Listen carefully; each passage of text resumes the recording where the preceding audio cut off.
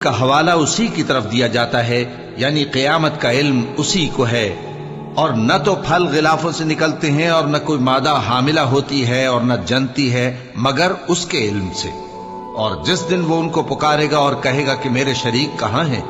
تو وہ کہیں گے کہ ہم تجھ سے عرض کرتے ہیں کہ ہم میں سے کسی کو ان کی خبر ہی نہیں، اور جن کو پہلے وہ اللہ کے سوا پکارا کرتے تھے سب ان سے گم ہو جائیں گے، اور وہ یقین کر لیں گے کہ ان کے لیے کوئی راہ فرار نہیں۔ انسان بھلائی کی دعائیں کرتا کرتا تو تھکتا نہیں، اور اگر اس کو تکلیف پہنچ جاتی ہے تو نا امید ہو جاتا ہے، آس توڑ بیٹھتا ہے، اور اگر تکلیف پہنچنے کے بعد ہم اس کو اپنی رحمت کا مزہ چکھاتے ہیں تو کہتا ہے کہ یہ تو میرا حق تھا،